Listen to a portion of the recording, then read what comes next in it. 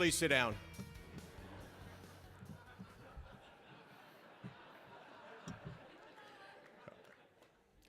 What can I say?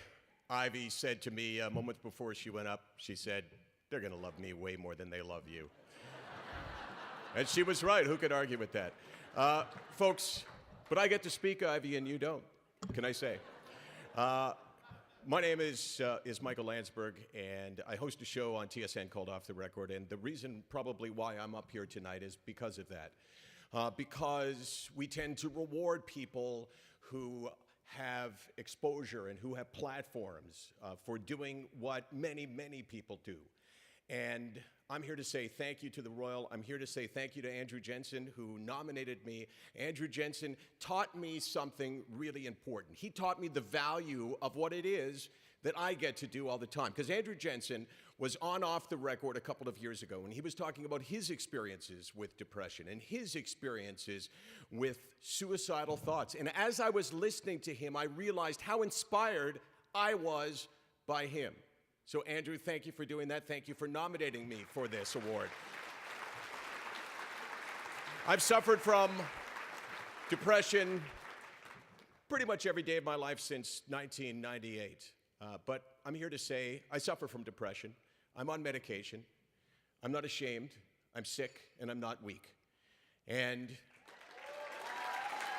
oh, sure, now you're going to stand for sure. You know what? Sit your asses down. So I have had ups and downs. The year 2000, the year 2001, the year 2002, the year 2004.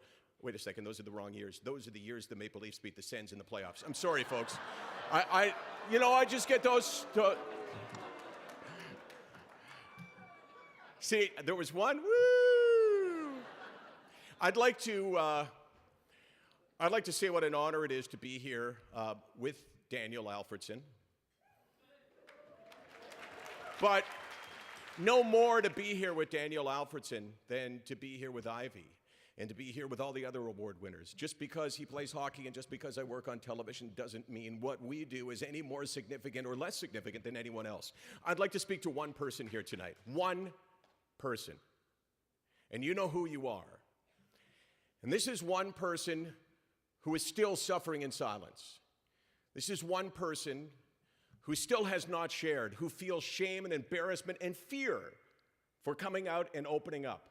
And I'm speaking to you because I feel like me speaking to you maybe will encourage you just a little bit to come out.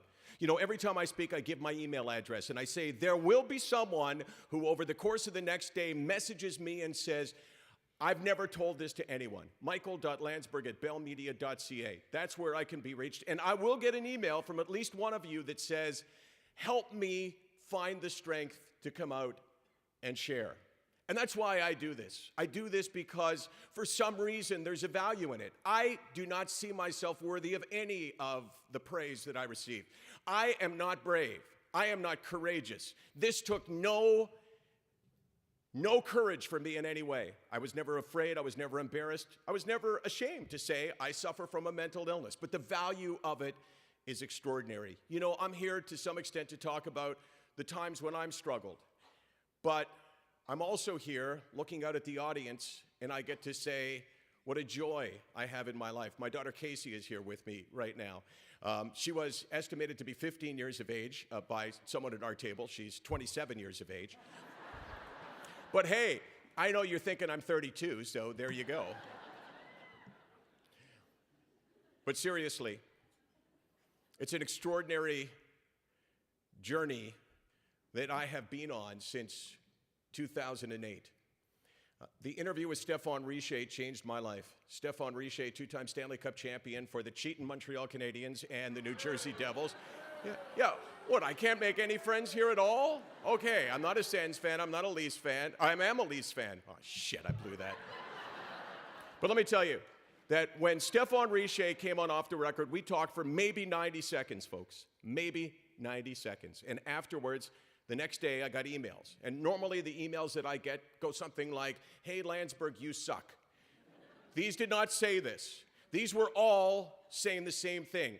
Hey, Michael, I have suffered for a year or 5 years or 10 years, and I have never told this to anyone before, but I'm telling it to you because I heard you and Stefan Richer, two fairly normal guys, talking without shame and fear and embarrassment, and because of that, I am reaching out to you. And do you know, a year later, I got an email from an individual named Tyson Williams in North Battleford, Saskatchewan, and what he said to me was, I heard you, we corresponded back and forth, we emailed maybe 5 times. He said, what you don't know is that I had a belt over a hook in my closet. And he said, I was going to end my life on that day. But I watched you and Stefan Richer on Off the Record. And then you messaged me back after I messaged you. I still wasn't convinced. I went back into the closet to end my life. And I heard the boing on the computer say I had another email. And I went back to it, and we corresponded again. And then that happened 3 times. And the 3rd time, this is what he said. I looked at the computer and said, man, that guy doesn't shut up even in email. But he said to himself, and this is what he said to me a year later, I decided at that point that I had nothing to lose, that I would go for help. And you know what? Last year he sent me a picture of him with a little baby on his lap. He was wearing a Boston Bruins jersey, and the baby was wearing a Boston Bruins sleeper. And I said on Off the Record this year during Suicide Prevention Week, I said, what an amazing gift that is to me to know that simply by talking, not doing, see, there's no hero up here, folks. I don't have to swim out to the middle of Lake Ontario to save someone. All I got to do is talk, and all I can do in my life is talk. And he said to me, he said, here's the picture of what happens when someone shares. So I went on the air and I said, what a beautiful, look at this picture, Tyson Williams with his beautiful 6-month-old son. And he called me and said, you know what? Thank you for doing that. The only problem is that's my daughter. But that's the value of doing what it is a lot of people here in the room do. So thank you for allowing me to be on the stage. Please do not stand up and give me a standing ovation because, folks, the damage is done already. Thank you very much.